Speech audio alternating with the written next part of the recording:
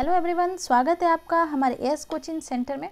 अगर आपका subject home science और आप होम साइंस सब्जेक्ट से किसी एग्जाम की तैयारी कर रहे हैं तो मेरे चैनल पर जितने भी वीडियो हैं सारे ही आपके लिए काफ़ी हेल्पफुल होंगे। चाहे वो प्रैक्टिस सेट हो, क्लासेज हो या फिर क्विक रिवीजन। लॉन्ग टाइम से मैं वीडियो नहीं बना रही थी, तो मैं कुछ अदर एग्ज़ाम की प्रिपरेशन में लगी हुई थी, इस कारण मैं वीडियो नहीं बना पा रही थी। बट कुछ टाइम से मैं सोच रही हूँ कि अब इस चैनल पे मैं कुछ वीडियो डाल दूँ। तो वीडियो आपको अच्छी लगे तो लाइक शेयर सब्सक्राइब ज़रूर कीजिएगा, क्योंकि आपका एक लाइक, एक शेयर, एक सब्सक्राइब मुझे मोटिवेट करता है। तो प्लीज़ मुझे मोटिवेट करते रहिए ताकि मैं वीडियो बनाती रहूँ। तो आज का जो हमारा पहला क्वेश्चन है वो पहला क्वेश्चन ये है। आज हम लगभग 51 क्वेश्चन करने वाले हैं और कल हमने 41 क्वेश्चन वन लाइनर किया था, उसी से रिलेटेड आज हम 51 क्वेश्चन करेंगे। तो आप अगर उस वीडियो को देखना चाहते हैं तो चैनल पे जाकर देख सकते हैं, या फिर डिस्क्रिप्शन में दिया गया है टेलीग्राम ग्रुप का लिंक, आप वहाँ से टेलीग्राम ग्रुप को ज्वाइन कीजिए और वहाँ आपको मेरे सारे ही वीडियो मिल जाएंगे। तो चलिए आते हैं, देखते हैं पहला क्वेश्चन हमारा है कि मधुमेह में किस प्रकार का आहार देना चाहिए। तो न्यून शर्करा युक्त आहार, अधिक रेशे युक्त आहार, उच्च प्रोटीन युक्त आहार या फिर न्यून प्रोटीन युक्त आहार। तो मधुमेह में किस प्रकार का आहार देना चाहिए, तो यहाँ पे ऑप्शन ए सही हो जाएगा, न्यून शर्करा युक्त आहार। अच्छा चलिए, मधुमेह दिवस कब मनाया जाता है? तो मधुमेह दिवस 14 नवंबर को मनाया जाता है। मधुमेह की राजधानी किसे कहा जाता है? तो मधुमेह की राजधानी भारत को कहा जाता है, क्योंकि यहाँ पे बहुत सारे लोग मधुमेह से पीड़ित हैं। तो चलिए आते हैं, देखते हैं नेक्स्ट क्वेश्चन पे। नेक्स्ट क्वेश्चन है हमारा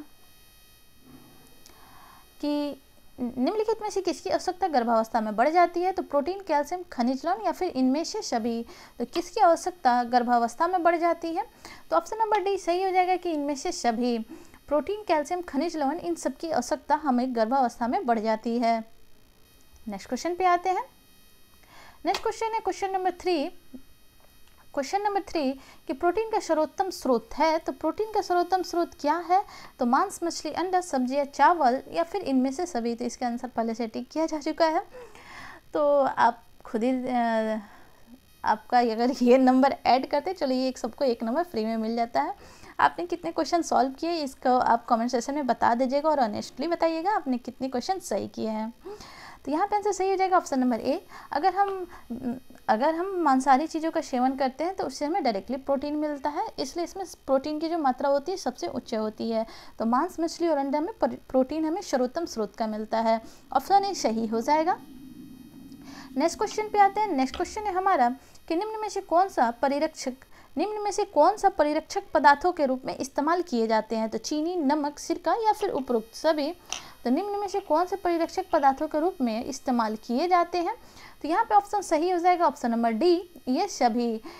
परिरक्षक पदार्थों के रूप में इस्तेमाल इन सबको किया जाता है, चीनी का, नमक का, सिरका का।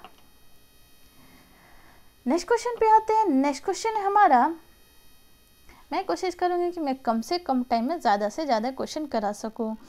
तो आप सबसे रिक्वेस्ट है, हम्बल रिक्वेस्ट है कि मुझे मोटिवेट करते रहे, और मैं मोटिवेट एक ही तरह से होती हूँ, 1 लाइक, 1 शेयर, 1 सब्सक्राइब। तो चलिए आते हैं, देखते हैं नेक्स्ट क्वेश्चन है हमारे कि विटामिन बी की कमी से बच्चों में कौन सा रोग हो जाता है? तो स्कर्वी, रतौंधी, एनीमिया या फिर बेरी। तो स्कर्वी विटामिन सी की कमी से होता है, रतौंधी विटामिन ए की कमी से होता है, एनीमिया एंड बेरी। एनीमिया विटामिन सी की कमी से होता है और बेरी विटामिन बी की कमी से होता है। तो ऑप्शन नंबर डी सही हो जाएगा, बेरी। नेक्स्ट क्वेश्चन पे आते हैं। नेक्स्ट क्वेश्चन है हमारा कि भोजन का मनोवैज्ञानिक कार्य क्या है? तो संतुष्टि प्रदान करना, ऊर्जावान बनाए रखना, स्वस्थ या फिर इनमें से कोई नहीं। तो भोजन का मनोवैज्ञानिक कार्य क्या है? तो यहाँ पे आंसर सही हो जाएगा ऑप्शन नंबर ए, संतुष्टि प्रदान करना। भोजन का जो मनोवैज्ञानिक कार्य है संतुष्टि प्रदान करना। जैसे कि एक मानसिक संपत्ति के बारे में आपने पढ़ा होगा, मैंने भी कई बार बता रखा है। जब भी ऐसे क्वेश्चन आते हैं तो मानसिक आय, हाँ, मानसिक आय कौन सी होती है? जब भी हम किसी चीज़ को खरीदते हैं और जब हमें उसे खरीदने के बाद संतुष्टि मिलती है और हम खुश रहते हैं, उसी खुशी को हम मानसिक आय कहते हैं। तो ठीक वैसे ही भोजन का मनोवैज्ञानिक कार्य क्या होता है? जब भी हम कोई भोजन खाते हैं और हमें टेस्टी लगता है, हमें अच्छा लगता है, हमें संतुष्टि प्रदान करती है, तो ऐसे भोजन को हम मनोवैज्ञानिक जो उसके कार्य हैं उसे हम संतुष्टि प्रदान करना कहते हैं। ऐसे आप क्वेश्चन को अगर एक से दूसरे से कनेक्ट करेंगे ना, तो अगर आप उस टाइप के क्वेश्चन नहीं भी पढ़े हो तो आंसर जल्दी क्लिक कर लेंगे। जैसे कि अगर आप भोजन से रिलेटेड यहाँ पर पूछ रहा है कि भोजन का मनोवैज्ञानिक कार्य क्या है। ठीक वैसे ही मानसिक आय के बारे में पूछता है, मानसिक आय क्या है, तो कैसे कमाया जा सकता है। जैसी बात है, अगर आप रुपए खर्च करके कुछ सामान खरीद के लाते हो और उस सामान को खरीदने से आपको जो संतुष्टि मिलती है वही आपकी मानसिक आय हुई। तो सेम वैसे ही अगर आप कोई खाना खाते हो और उस खाने को खाने के बाद आपको जो संतुष्टि प्राप्त होती है वही मनोवैज्ञानिक उसका कार्य हुआ। तो ऑप्शन ए सही हो जाएगा। नेक्स्ट क्वेश्चन पे आते हैं। नेक्स्ट क्वेश्चन है हमारा क्वेश्चन नंबर 7 कि नॉन बैंकिंग प्रणाली के अंतर्गत आता है तो क्या आता है। तो unit trust India, unit trust of India, Bharatiya Jeevan बीमा निगम, जनरल इंश्योरेंस ऑफ इंडिया या फिर इनमें से सभी। तो नॉन बैंकिंग प्रणाली के अंतर्गत क्या आते हैं, तो ये सारे ही नॉन बैंकिंग प्रणाली के अंतर्गत आते हैं। ऑप्शन डी सही हो जाएगा। अगर आपको ये सारे ही क्वेश्चन अच्छे लग रहे हैं, कुछ नए लग रहे हो, तो कमेंट सेक्शन में ज़रूर बताइएगा, क्योंकि आपका कमेंट्स मुझे मोटिवेट करता है और मुझे उत्साहित करता है नेक्स्ट वीडियो बनाने के लिए। तो कमेंट, लाइक, शेयर, सब्सक्राइब ज़रूर करें। आते हैं नेक्स्ट क्वेश्चन पे। नेक्स्ट क्वेश्चन है हमारा कि प्रत्येक वर्ष किस दिन विश्व बचत दिवस मनाया जाता है। तो 30 अक्टूबर, 2 नवंबर, 10 नवंबर एवं 14 नवंबर। ये क्वेश्चन हम अगर होम साइंस की पढ़ाई कर रहे हैं तो ये हमारे लिए काफ़ी इंपॉर्टेंट हो जाता है कि होम साइंस की पढ़ाई में ये क्वेश्चन बहुत ही ज़्यादा मैटर करता है, क्योंकि उसमें हमें बचत पढ़ना रहता है, आय पढ़ना, बहुत कुछ चीज़ें पढ़नी रहती है। होम साइंस सब्जेक्ट कोई अकेला एक सब्जेक्ट नहीं होता है, इसमें बहुत सारे सब्जेक्ट मिक्स होते हैं। तो अगर प्रत्येक वर्ष किस दिन विश्व बचत दिवस मनाया जाता है, तो 30 अक्टूबर, 2 नवंबर, 10 नवंबर या फिर 14 नवंबर। 14 नवंबर को तो मधुमेह दिवस मनाया जाता है, बाल दिवस मनाया जाता है। 30 अक्टूबर को विश्व बचत दिवस मनाया जाता है। तो यहाँ ऑप्शन ए सही हो जाएगा, 30 अक्टूबर। नेक्स्ट क्वेश्चन पे आ जाते हैं। नेक्स्ट क्वेश्चन है हमारे कि बेरी बेरी। अभी हमने इस क्वेश्चन को कर रखा है और आई थिंक आपको एक नंबर ऐसे ही मिल गया और आंसर भी आपको फ्रेश दिखाई दे रहा है। तो बेरी बेरी किस विटामिन के अभाव से होता है। तो vitamin A, vitamin B, vitamin D and vitamin C. इन सारे विटामिन के बारे में हमने पढ़ रखा है। तो बेरी बेरी विटामिन बी की कमी से होता है। विटामिन ए की कमी से क्या होता है, रतौंधी। विटामिन डी की कमी से रिकेट्स। विटामिन सी की कमी से स्कॉर्वी। विटामिन सी के रासायनिक नाम क्या है, एस्कॉर्बिक एसिड। विटामिन डी का रासायनिक नाम क्या है, कैल्सीफेरॉल। विटामिन ए का रासायनिक नाम क्या है, ये आप कमेंट सेक्शन में बताएंगे, विटामिन ए और विटामिन बी का रासायनिक नाम। नेक्स्ट क्वेश्चन पे आते हैं। नेक्स्ट क्वेश्चन है हमारा कि प्रोटीन का सर्वोत्तम स्रोत है। तो प्रोटीन का सर्वोत्तम स्रोत क्या है, तो मांस, मछली, अंडा, सब्जियां, चावल या फिर इनमें से सभी। तो प्रोटीन का सर्वोत्तम स्रोत क्या हो जाएगा। तो आप सबको भली भांति पता है कि अगर हम सब्जी खाते हैं, मतलब अगर शाकाहारी चीज़ खाते हैं, तो उससे हमें प्रोटीन डायरेक्टली नहीं मिल पाता है और कम मात्रा में मिलता है। लेकिन अगर हम कोई मांसाहारी चीज़ों का सेवन करते हैं तो उससे हमें प्रोटीन डायरेक्टली मिलता है। तो जो प्रोटीन होता है, प्रोटीन का सर्वोत्तम स्रोत या फिर उच्च क्वालिटी प्रोटीन, तो ये सारे ही आ जाएंगे मांसाहारी चीज़ें जहाँ भी देखेंगे, जैसे कि मांस, मछली, अंडा, दूध, ये सारी चीज़ों में प्रोटीन की जो मात्रा होती है उसका लेवल हाई होता है। तो यहाँ पे आंसर हो जाएगा option number A. Next question पे आते हैं। नेक्स्ट क्वेश्चन है हमारा कि किण्वन की क्रिया में भाग लेते हैं। तो क्या फफूंदी, खमीर, जीवाणु या फिर एंजाइम। तो किण्वन की क्रिया में भाग लेते हैं तो क्या लेते हैं, तो यहाँ पे आंसर सही हो जाएगा ऑप्शन नंबर ए, फफूंदी। आंसर हम एक बार चेक कर लेते हैं, खमीर। किण्वन की क्रिया में भाग लेते हैं, ऑप्शन नंबर बी, खमीर। किण्वन की क्रिया में ऑप्शन नंबर बी, खमीर भाग लेते हैं। नेक्स्ट क्वेश्चन पे आते हैं। नेक्स्ट क्वेश्चन है हमारे कि इनमें से कौन सा कुपोषण का कारण है। यहाँ पे कुपोषण हो जाएगा। इनमें से कौन सा कुपोषण का कारण है, तो निर्धनता, पौष्टिक भोजन की कमी, अज्ञानता या फिर इनमें से सभी। तो इनमें से कौन सा कुपोषण का कारण है, तो कौन सा हो जाएगा, तो यहाँ पे हो जाएगा पौष्टिक भोजन की कमी।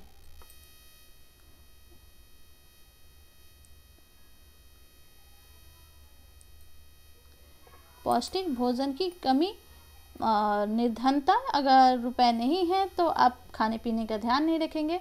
और बहुत बार ऐसा होता है, बहुत चीज़ें ऐसी होती है जिसको खाने से हमारे पेट तो भर जाते हैं, बट हमारी जो शरीर की रिक्वायरमेंट होती है वो कंप्लीट नहीं हो पाती है। इस कारण भी हम बीमार पड़ जाते हैं, इनफैक्ट कुपोषित हो जाते हैं। कई बार ज़्यादा खाने से भी लोग कुपोषण, दो प्रकार के होते हैं, एक ज़्यादा खाने वाले जिनको मोटापा घिर जाता है, और एक होता है जिनको नहीं मिल पाता है, वो खाने को नहीं मिल पाता है, ऐसे लोग।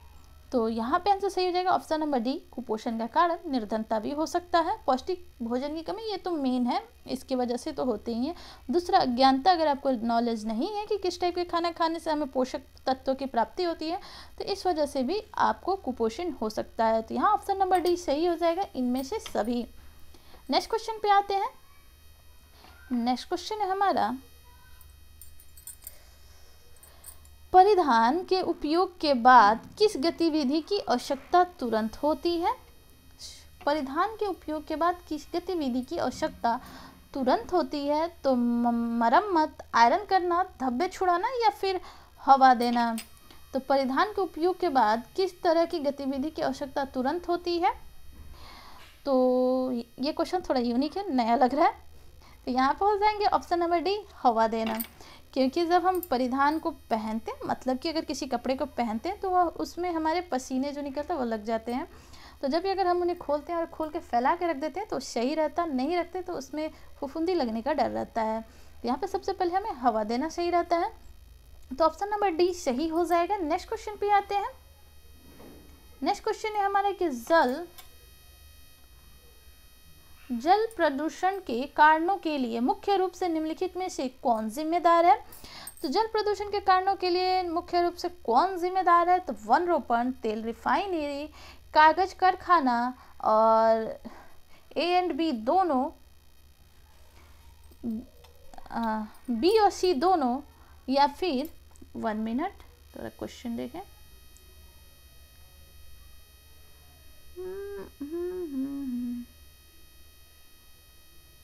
यहाँ पे ऑप्शन और आंसर उतने क्लियर नहीं दिए, मैं खुद से बता देती हूँ। जल प्रदूषण के कारण के लिए मुख्य रूप से निम्न में से कौन जिम्मेदार है? तो वन रोपण तो होगा नहीं, तेल रिफाइनिंग और कागज कारखाने, तो बी और सी दोनों हो जाएंगे। ऑप्शन नंबर डी सही है, बी और सी दोनों। एक्चुअली यहाँ पे दिया हुआ है लेकिन ऊपर नीचे हो गया है, इस वजह से दिक्कत हो रही है। यहाँ पे ऑप्शन नंबर डी आंसर दिया हुआ है, डी में बी और सी दोनों नीचे चला गया है इसलिए। तो ऑप्शन नंबर डी सही हो जाएगा, बी और सी दोनों। तेल रिफाइनिंग एवं कागज कारखाना, जल प्रदूषण या फिर किसी भी प्रदूषण के लिए वन रोपण, वृक्ष लगाना, ये सारे ही किसी भी तरह से नहीं होते जिम्मेदार।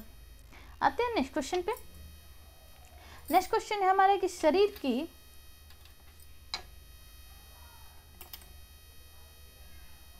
शरीर में मुख्य अंतःस्रावी ग्रंथियों की संख्या कितनी होती है? तो 6, 7, 8 या फिर 10। तो शरीर में मुख्य अंतःस्रावी ग्रंथियों की संख्या कितनी होती है? तो शरीर में मुख्य अंतःस्रावी ग्रंथियों की संख्या 8 होती है। ऑप्शन नंबर सी सही हो जाएगा। अगर किसी क्वेश्चन के आंसर में आपको डाउट हो, आपको लगे कि गलत है, क्योंकि हम भी पढ़ा रहे और पीडीएफ बनाते हैं तो भी मिस्टेक हो सकता है, तो ऐसे स्थिति में अगर हमारा ध्यान नहीं जाता है तो आपका फ़र्ज़ बनता है कि आप हमें इन्फॉर्म करें कमेंट सेशन में कमेंट करके कि हाँ इस क्वेश्चन का आंसर गलत है, फिर हम उसे रीचेक करके आपको रिप्लाई दे देंगे। तो अगर आपको गलत लगे तो निश्चित बताइएगा। हाँ, तो शरीर में मुख्य रूप से अंतःस्रावी ग्रंथियों की संख्या कितनी होती है? तो ऑप्शन नंबर सी 8 होती है। नेक्स्ट क्वेश्चन पे आते हैं। नेक्स्ट क्वेश्चन है कि 2 वर्ष तक की आयु को क्या कहते हैं? तो शैशवावस्था, बाल्यावस्था, किशोरावस्था या फिर प्रौढ़ावस्था। तो 2 वर्ष तक की आयु को क्या कहते हैं? तो यहाँ पे ऑप्शन नंबर बी सही हो जाएगा, बाल्यावस्था। साइकोलॉजी से भी रिलेटेड में अगर आप सबका मन हो तो एक मैं वीडियो लाऊंगा जिसमें 1 लाइनर है, बहुत सारे और 1 लाइनर उसमें मैंने क्वेश्चन को इंक्लूड कर रखा है, बट मैंने उस पर अभी वीडियो अपलोड नहीं किया है। अगर आप लोग देखना चाहते हैं तो मैं उसका वीडियो ज़रूर अपलोड करूँगी। तो 2 वर्ष से 6 वर्ष तक की आयु को क्या कहते हैं? तो बाल्यावस्था कहते हैं। ऑप्शन नंबर बी सही हो जाएगा। नेक्स्ट क्वेश्चन पे आते हैं। नेक्स्ट क्वेश्चन है हमारा कि ICDS कार्य करती है तो पुरुषों के लिए, पशुओं के लिए, पक्षियों के लिए या फिर बच्चों एवं महिलाओं के लिए। तो जो ICDS है वो कार्य करती है बच्चों एवं महिलाओं के लिए। ऑप्शन नंबर डी सही हो जाएगा। नेक्स्ट क्वेश्चन पे आते हैं। नेक्स्ट क्वेश्चन है कि आंतरिक सज्जा अभिव्यक्ति है तो रुचि का, कौशल का, धन के सदुपयोग का या फिर इनमें से सभी।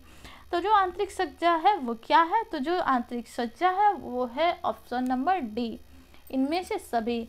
रुचि का इसमें सबसे ज़्यादा रोल होता है। कौशल का वो उसका भी रहता है। और धन के सदुपयोग का, जैसे कि बहुत सारे लोग होते हैं ज़्यादा रुपया खर्च करके भी उतने अच्छे सजावट नहीं कर पाते, डेकोरेटेड नहीं कर पाते।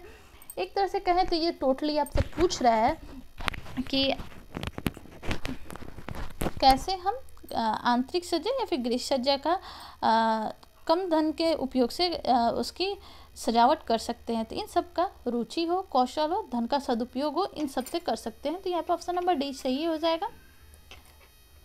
नेक्स्ट क्वेश्चन है कि प्रत्येक परिवार अपने सुरक्षित भविष्य के लिए क्या करता है? तो बचत, व्यय, बजट या फिर इनमें से सभी। तो प्रत्येक परिवार अपने सुरक्षित भविष्य के लिए क्या करते हैं? ये क्वेश्चन बहुत ही ईजी है और आप सब अपने रियल लाइफ से भी इमेज करके इस क्वेश्चन का आंसर दे सकते हैं। तो प्रत्येक परिवार अपने सुरक्षित भविष्य के लिए ऑप्शन नंबर ए बचत करता है। नेक्स्ट क्वेश्चन है हमारा कि उपभोक्ता के अधिकार कौन से नहीं है? तो चयन का, क्षतिपूर्ति का, दुकान में रेट डलवाने का या फिर शिकायत दर्ज करने का। तो उपभोक्ता का इसमें से कौन सा अधिकार नहीं है? तो यहाँ पे हो जाएंगे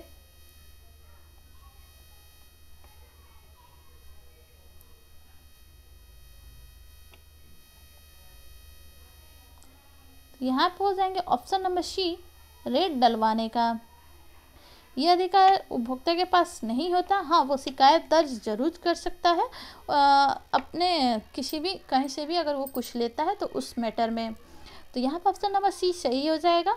उपभोक्ता का अधिकार ये नहीं है, बाकी सारे उपभोक्ता के अधिकार हैं, चाहे वो चयन के हो, क्षतिपूर्ति की हो, शिकायत दर्ज करने का हो, ये सारे आते हैं। नेक्स्ट क्वेश्चन पे आते हैं।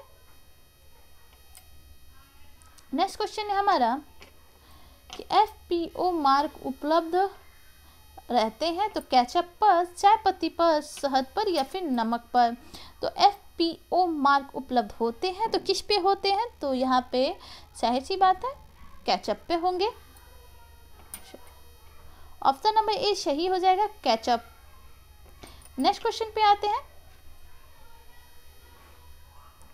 नेक्स्ट क्वेश्चन है हमारा कि मौद्रिक आय के अंतर्गत आता है तो रुचि, नौकर की सुविधाएं, श्रम एवं मकान का किराया। तो मौद्रिक आय के अंतर्गत क्या आता है? तो मौद्रिक आय के अंतर्गत क्या आता है? रुचि नहीं, क्योंकि इसमें तो रुपए नहीं मिल रहा है। नौकर की सुविधाएं, श्रम एवं मकान का किराया। तो मौद्रिक आय मकान का किराया हो जाएगा। पर मंथ जो सैलरी मिलती है हाथ में वो मौद्रिक आय के रूप में हो जाएगी। नेक्स्ट क्वेश्चन पे आते हैं। नेक्स्ट क्वेश्चन है हमारा कि सिले सिलाए वस्त्रों की श्रेणियां होती हैं तो 1, 2, 3 या फिर 4। तो जो सिले सिलाए वस्त्रों की श्रेणियां होती हैं वो 3 होती हैं। ऑप्शन नंबर सी सही हो जाएगा, 3। नेक्स्ट क्वेश्चन पे आते हैं। नेक्स्ट क्वेश्चन है हमारा कि इनमें से कौन गृह विज्ञान की शाखा नहीं है? तो इनमें से कौन गृह विज्ञान की शाखा नहीं है? तो प्रसार, शिक्षा, डायटेक्टिक्स, वस्त्र विज्ञान या फिर मानव विकास। तो गृह विज्ञान की शाखा कौन सा नहीं है? तो यहाँ पे ऑप्शन नंबर बी सही हो जाएगा, डायटेक्टिक्स। ये नहीं है, बाकी सारे हैं। प्रसार, शिक्षा में पढ़ना ही होता है, वस्त्र विज्ञान भी पढ़ना होता है, मानव विकास भी पढ़ना होता है। ये सारे गृह विज्ञान की शाखा होता है। ऐसे गृह विज्ञान की कितनी शाखा होती है? अगर किसी को पता हो तो कमेंट सेक्शन में ज़रूर बताएं। नेक्स्ट क्वेश्चन पे आते हैं। नेक्स्ट क्वेश्चन है हमारा कि डिप्थीरिया रोग के जीवाणु शरीर में पहुंचकर किस अंग में पनपते हैं? तो आँख, नाक, पेट या फिर गला। तो जो डिप्थीरिया रोग के जीवाणु होते हैं वो शरीर में पहुंचकर किस अंग तक पहुंचते हैं? तो यहाँ पे आंसर सही हो जाएगा, ऑप्शन नंबर डी, गला। आप यहाँ पे आंसर देख सकते हैं, ऑप्शन डी, गला। चलिए नेक्स्ट क्वेश्चन पे आते हैं। नेक्स्ट क्वेश्चन है हमारा कि गर्भावस्था में रक्त में किस तत्व की कमी हो जाती है? तो थायमिन, कैल्शियम, मियोसिन या फिर कैलोरी। तो गर्भावस्था में शरीर में किस चीज़ की कमी हो जाती है? तो जाहिर सी बात है अलग से कैल्शियम और आयरन की गोलियां मिलती हैं। तो यहाँ पे आयरन है नहीं तो सिर्फ कैल्शियम है, हम कैल्शियम को सिलेक्ट करेंगे। तो गर्भावस्था में रक्त में किस चीज़ की कमी हो जाती है? तो कैल्शियम की, इसीलिए हमें अलग से टैबलेट खानी पड़ती है। नेक्स्ट क्वेश्चन पे आते हैं। नेक्स्ट क्वेश्चन है हमारा कि धात्री अवस्था में कितनी अतिरिक्त कैलोरी की आवश्यकता होती है? तो 200, 800, 700 या फिर 900। तो धात्री अवस्था में हमें कितने अतिरिक्त कैलोरी की आवश्यकता होती है? तो यहाँ पे हो जाएंगे option number C, 700। Next question पे आते हैं। नेक्स्ट क्वेश्चन है कि भोजन को छूने से पूर्व एवं पश्चात हाथ धोने चाहिए, तो किससे? तो मिट्टी से, राख से, साबुन से या फिर सिर्फ पानी से। तो अगर हम भोजन को खाने जा रहे हैं या फिर टच भी करने जा रहे हैं तो ऐसे सीन में हमें अपना हाथ साबुन से धोना चाहिए। ऑप्शन नंबर सी सही है। आपने कई बार लाइफ बॉय या फिर वो हैंड वॉश के ब्रेक आते हैं ना, आपने उसमें भी देखा होगा, धोते जाओ धोते जाओ। ठीक है, चलिए फिर आगे बढ़ते हैं क्वेश्चन पे। नेक्स्ट क्वेश्चन है हमारा कि मासिक आय व मासिक वेतन परिवार की किस आय के अंतर्गत आते हैं? तो मौद्रिक आय, चूँकि मैंने इसको पहले ही बता रखा है, जब भी हमने इससे पहले देखा था मौद्रिक आय इनमें से क्या है, तो हमने देखा था मकान का किराया, मैंने उस टाइम ही आप लोगों को बताया था। तो मासिक वेतन परिवार के किस आय के अंतर्गत आते हैं? तो मौद्रिक आय, वास्तविक आय, आत्मिक आय या फिर इनमें से कोई नहीं। तो यहाँ पे आंसर सही हो जाएगा ऑप्शन नंबर ए, मौद्रिक आय। मासिक वेतन परिवार के मौद्रिक आय के अंतर्गत आते हैं, ऑप्शन ए सही है। नेक्स्ट क्वेश्चन पे आते हैं। नेक्स्ट क्वेश्चन है हमारा क्वेश्चन नंबर 30 कि समेकित बाल विकास परियोजना प्रदान करता है तो कौन सा? तो पूर्व शालेय शिक्षा, टीकाकरण, पोषण या फिर उपरोक्त सभी। तो समेकित बाल विकास परियोजना क्या प्रदान करता है? तो यहाँ पे ऑप्शन नंबर डी सही हो जाएगा, उपरोक्त सभी। पूर्व शालेय शिक्षा, टीकाकरण, पोषण ये सारे ही समेकित बाल विकास परियोजनाएं प्रदान करती हैं, ऑप्शन नंबर डी सही हो जाएगा। नेक्स्ट क्वेश्चन पे आते हैं। नेक्स्ट क्वेश्चन है हमारा क्वेश्चन नंबर 31 कि बालक का प्रथम सामाजिक समूह कौन होता है? तो समाज, पड़ोसी या फिर परिवार। ये सारे ही क्वेश्चन आई थिंक बहुत बार मैंने बहुत सारे एग्जाम के पेपर देखे हैं, तो सारे क्वेश्चन किसी न किसी एग्जाम के सेलेक्टेड हैं, तो इसलिए इन सारे क्वेश्चन को आप लोग ध्यान से देखिएगा। तो बालक का प्रथम सामाजिक समूह कौन सा होता है? तो यहाँ पर हो जाएगा परिवार। बालक सबसे पहले अपने परिवार में चलना बोलना सीखता है, इसलिए उसका जो सामाजिक समूह होता है वह परिवार से शुरू होता है। बालक का अगर प्रथम टीचर मतलब पहला शिक्षक पूछेंगे तो वो माता होती है, क्योंकि उस अपनी माता से ही जो कुछ भी सीखना होता है स्टार्टिंग में वो सीखता है और अपने माँ के ही करीब होता है, इसलिए। नेक्स्ट क्वेश्चन पे आते हैं। नेक्स्ट क्वेश्चन है क्वेश्चन नंबर 32 और 32 क्वेश्चन है कि विकासात्मक मनोविज्ञान लाभदायक है तो बच्चों के लिए, शिक्षकों के लिए, अभिभावकों के लिए या फिर उपरोक्त में से सभी के लिए। तो यहाँ पे सही हो जाएंगे ऑप्शन नंबर डी।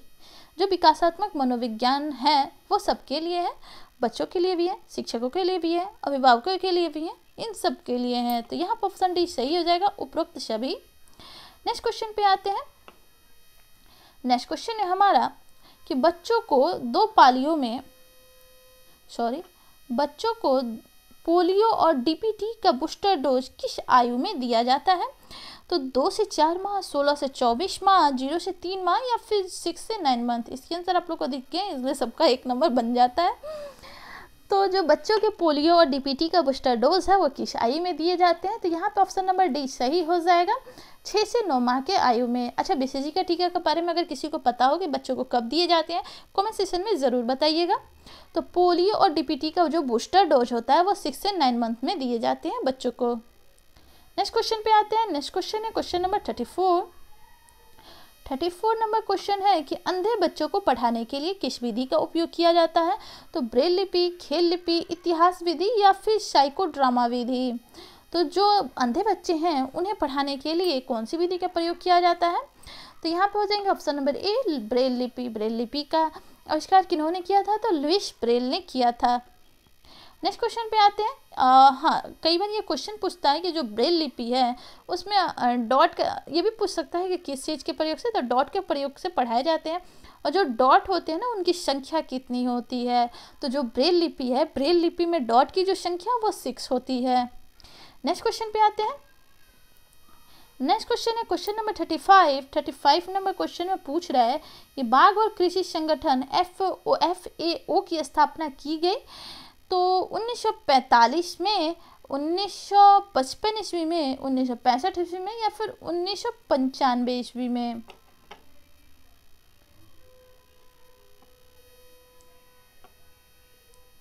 यहाँ पे 1945 है और यहाँ पे 1955 है।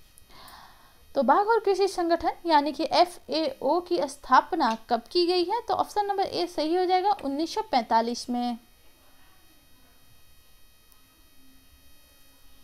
नेक्स्ट क्वेश्चन पे आते हैं। नेक्स्ट क्वेश्चन है कि सूर्य की रोशनी प्रदान करती है तो vitamin A, vitamin C, vitamin B and vitamin D. तो जो सूर्य की रोशनी है ये हमें विटामिन डी प्रदान करती है। ऑप्शन नंबर डी सही है, विटामिन डी। कई बार ये क्वेश्चन पूछता भी है कि नेचुरल विटामिन कौन सा है, तो विटामिन डी है, क्योंकि इसे हम अगर धूप में जाते हैं तो जो हमारे जो स्किन के नीचे जो पहले होते हैं उससे वो धूप में जाने पे विटामिन डी में ऑटोमेटिक परिवर्तित होने लगते हैं। तो विटामिन डी सही हो जाएगा। धूप के रोशनी से हमें विटामिन डी की प्राप्ति होती है। नेक्स्ट क्वेश्चन है क्वेश्चन नंबर 37 कि मानव शरीर की सबसे जो बड़ी ग्रंथि है कौन सी है, तो यकृत, थायराइड, वृषण या फिर अंडाशय। जो डी नंबर ऑप्शन है वो नीचे चला गया है। तो हमारा आंसर इन तीनों में से ही है। मानव शरीर की सबसे जो बड़ी ग्रंथि है इनमें से कौन सी है, तो यहाँ पे सही हो जाएंगे ऑप्शन नंबर ए, यकृत। नेक्स्ट क्वेश्चन पे आते हैं क्वेश्चन नंबर 38 कि उपभोक्ता की विशेष समस्या होती है तो क्या होती है, तो वस्तुओं में जो मिलावट है इनकी, वस्तुओं पर अपूर्ण लेबल, दोष युक्त माप और तौल के साधन, और लास्ट है इनमें से सभी। तो आई थिंक अगर आप हर कोई उपभोक्ता होता है सबको पता है कि इनकी समस्याएं क्या है। तो जाहिर सी बात है वस्तुओं का मिलावट, जैसे कि हम खेसारी की दाल को देखते हैं अरहर की दाल में मिक्स कर दी जाते हैं, हमें पता नहीं चलता है, और उसको खाने से हमें लेथरिज नामक रोग भी हो जाती है, और दूध में पानी की मिलावट हो जाती है। ऐसे बहुत सी चीज़ें हैं जिनमें मिलावट करके उसकी जो गुणवत्ता है उसे कम कर दी जाती है। और जो वस्तुओं पर अपूर्ण लेबल है, जैसे कि MRP दिया रहता है, और MRP का मतलब होता है कि हम उससे ज़्यादा में नहीं खरीद सकते लेकिन उससे कम में खरीद सकते हैं। बट रिटेलर होता है वो क्या करता है ना, जितना MRP लिखा रहेगा हमसे उतना ही प्राइस ले लेता है। तो वो भी कहीं ना कहीं हमें ठगता है, और जो लेबल होता है वो खुद से भी उस पर लगा लेता है ज़्यादा दाम बढ़ा के। नेक्स्ट है दोष युक्त माप तौल के साधन। अपने कई बार फिल्मों में या फिर कहीं देखा होगा कि जो माप तौल होते हैं नीचे चुंबक, इसीलिए आजकल ना नए ज़माने में इलेक्ट्रॉनिक मशीन बोल दिया है सरकार रखने को, ताकि किसी को कोई दिक्कत ना हो। तो ये भी हो गया है, तो एक समस्या है। ये तीनों समस्याएं हैं, वस्तुओं में मिलावट, वस्तुओं पर पूर्ण लेबल, दोष युक्त माप और तौल के साधन। तो ऑप्शन नंबर डी सही हो जाएंगे इनमें से सभी। नेक्स्ट क्वेश्चन पे आते हैं। क्वेश्चन नंबर 39 है कि पारिवारिक आय को मुख्यतः कितने भागों में बांटा गया है, तो 3, 4, 5 या फिर 2। तो जो पारिवारिक आय है इसे 3 भागों में बांटा गया है। ऑप्शन नंबर ए सही हो जाएगा, 3 भागों में। नेक्स्ट क्वेश्चन पे आते हैं। नेक्स्ट क्वेश्चन है क्वेश्चन नंबर 40 कि सूती वस्त्र की विशेषता नहीं है तो क्या, तो टिकाऊपन, ठंडा, आरामदायक या फिर कठोर। तो जाहिर सी बात है जिसने भी सूती वस्त्र को इस्तेमाल किया होगा वो इस क्वेश्चन का आंसर इजीली दे देगा। तो सूती वस्त्र की विशेषता कठोरता कभी भी नहीं होती है, टिकाऊपन होता है, ठंडा भी होता है और आरामदायक होता है। और सूती वस्त्रों की सबसे अच्छी और खास बात ये होती है कि ये हमें ठंडी और गर्मी दोनों में ही यूज़फुल होता है। तो यहाँ पे ऑप्शन नंबर डी सही हो जाएगा, क्योंकि सूती वस्त्र कठोर नहीं होती है। नेक्स्ट क्वेश्चन पे आते हैं। क्वेश्चन नंबर 41 है कि वस्त्र बनाते हैं तो कौन, व्यक्ति को, समाज को, परिवार को या फिर सुरक्षा को। तो वस्त्र ऑप्शन नंबर ए, व्यक्ति को बनाते हैं। नेक्स्ट क्वेश्चन पे आते हैं। क्वेश्चन नंबर 42 है कि परिधान कैसे होने चाहिए, तो आरामदायक, स्वच्छ, आधुनिक या फिर इनमें से सभी। तो जाहिर सी बात है सारे ऑप्शन जो है वो पॉजिटिव वे में है, तो यहाँ पे ऑप्शन नंबर डी सही हो जाएगा, इनमें से सभी। वस्त्र आरामदायक भी होने चाहिए। कई ऐसे कपड़े फैशनेबल होते हैं, पार्टी वियर कपड़े भी हमारे पास होते हैं जिसे हम पहनते हैं बट हम कंफर्ट फील नहीं करते, बस पार्टी टाइम पहन के उससे छोड़ देते हैं। और जो हम हमेशा यूज़ करते हैं जो कि कंफर्ट कपड़े होते हैं उसे हम ज़्यादा से ज़्यादा टाइम बाद यूज़ कर लेते हैं। तो यहाँ आरामदायक आप समझ गए होंगे। स्वच्छ, ये भी आप जानते हैं, स्वच्छता हमें चाहिए। और आधुनिक, जैसे कि जो प्रचलन में है इस टाइप के अगर हम कपड़े पहनते हैं तो ज़्यादा जो हम बेटर फील करते हैं, ऐसा लगता है कि हम दूसरों से कम नहीं हैं। तो ये तीनों होने चाहिए। नेक्स्ट क्वेश्चन पे आते हैं। नेक्स्ट क्वेश्चन पे आते हैं। क्वेश्चन नंबर 43 है कि सूती वस्त्र पर किसका प्रभाव नहीं पड़ता है, तो रगड़ का, गोंद का, अरारोट का या फिर इनमें से सभी। तो जो सूती वस्त्र है इस पर किसका प्रभाव नहीं पड़ता है, तो यहाँ ऑप्शन ए सही हो जाएगा, रगड़ का। नेक्स्ट क्वेश्चन पे आते हैं। क्वेश्चन नंबर है 44 कि गर्भावस्था में रक्त में किस तत्व की कमी हो जाती है। तो इस क्वेश्चन को हम ऑलरेडी पहले देख चुके हैं, तो ये रिपीट हो गया है। गर्भावस्था में रक्त में किस तत्व की कमी हो जाती है? तो बड़ा सब पहला ऑप्शन है थायमिन, दूसरा कैल्शियम, तीसरा नियासिन एंड चौथा है कैलोरी। तो जाहिर सी बात है कैल्शियम और आयरन की हमें कमी रहती है, इससे हमें अलग से टैबलेट खानी पड़ती है। नेक्स्ट क्वेश्चन है क्वेश्चन नंबर 45 कि थायराइड से निकलने वाला हार्मोन, ये भी हमने शायद देख रखा है, नहीं ये नहीं देख रखा है। थायराइड से निकलने वाला हार्मोन कहलाता है, तो क्या कहलाता है? पैराथाइरोक्सिन, थायरोक्सिन, इंसुलिन या फिर इनमें से कोई नहीं। तो यहाँ पे आंसर सही हो जाएगा option number B thyroxine. Thyroid से निकलने वाला हार्मोन थायरोक्सिन कहलाता है। नेक्स्ट क्वेश्चन पे आते हैं। नेक्स्ट क्वेश्चन है हमारा क्वेश्चन नंबर 46 कि रेफ्रिजरेटर में होता है तो प्रशीतन, खमीरीकरण, निर्जलीकरण या फिर इनमें से कोई नहीं। तो यहाँ पे आंसर सही हो जाएंगे ऑप्शन नंबर ए रेफ्रिजरेटर में प्रशीतन होता है।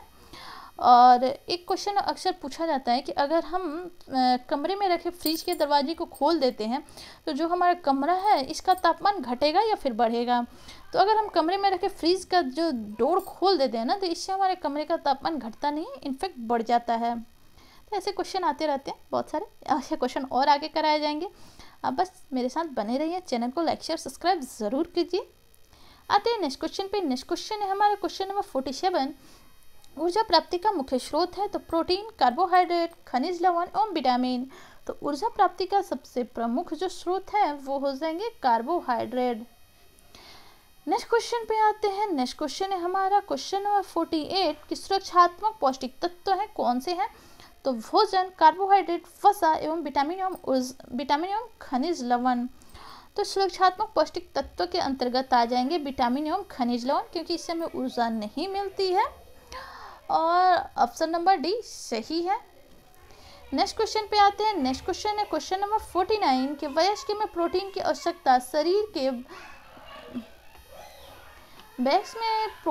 आवश्यकता शरीर भार के प्रति किलोग्राम पर कितना होता है?